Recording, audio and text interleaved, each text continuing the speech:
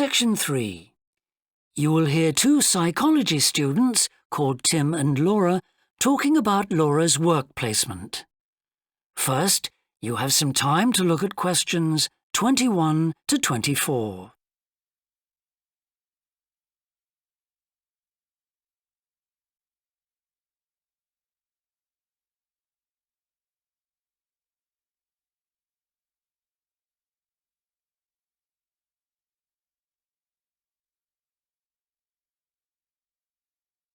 Now listen carefully and answer questions 21 to 24.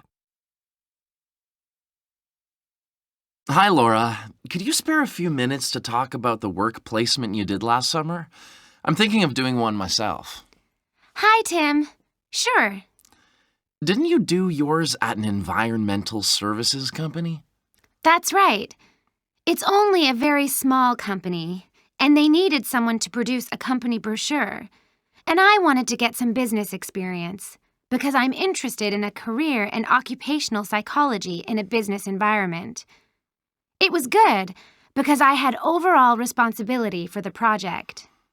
What kind of skills do you think you developed on the placement? I mean, apart from the ones you already had.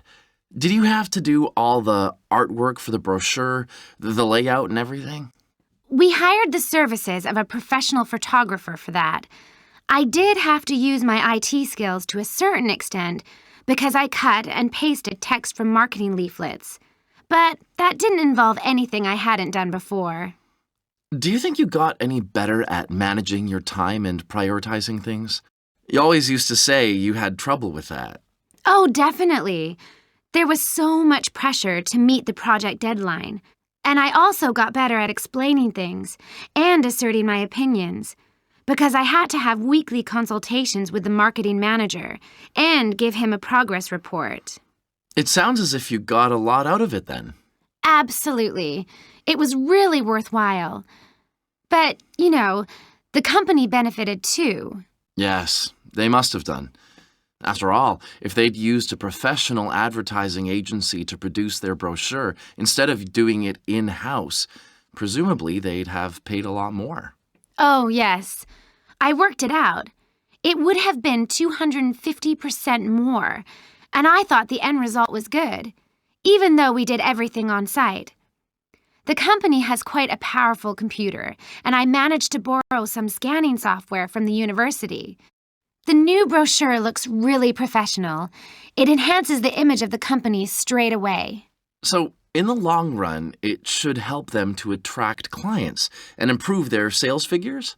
That's the idea, yeah.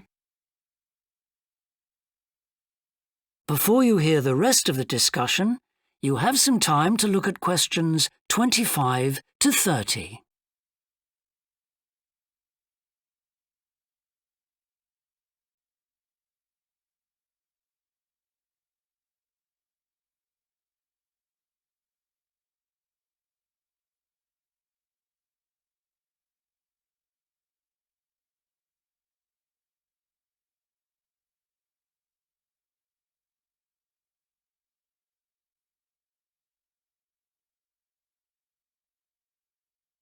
Now listen and answer questions 25 to 30. Well, all in all, it sounds very positive. I think I'll go ahead and apply for a placement myself. How do I go about it? It's easy enough to do, because there's a government agency called STEP, S-T-E-P, that organizes placements for students. You should start by getting their booklet with all the details. I expect you can download one from their website. Actually, they've got copies in the psychology department. I've seen them there. I'll just go to the office and pick one up. Right.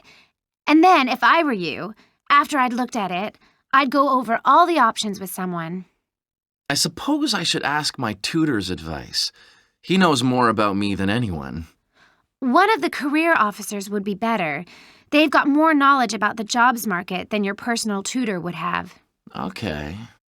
And then, when you know what you want, you can register with STEP. You'll find their address in the booklet.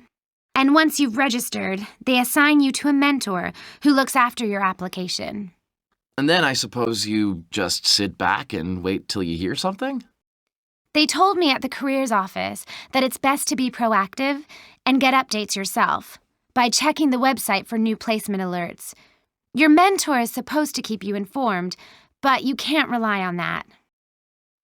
I don't suppose it's a good idea to get in touch with companies directly, is it? Not really.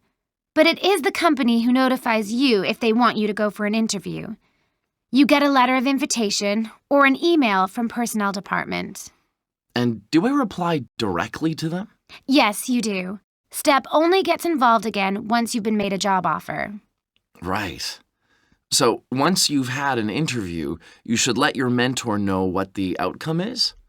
I mean, whether you're offered a job and whether you've decided to accept it? That's right. They'll inform the careers office once a placement has been agreed, so you don't have to do that. Is that all then?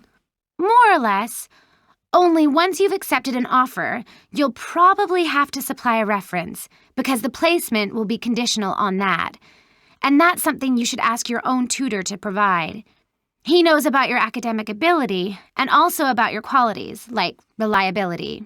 Well, thanks very much for the information. I'm starting to look forward to...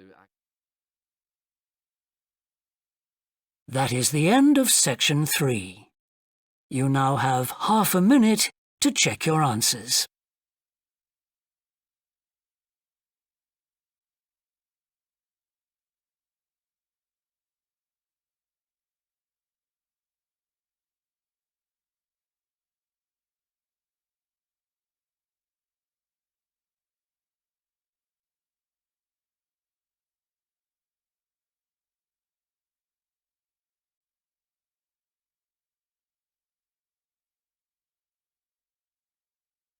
Now turn to section 4.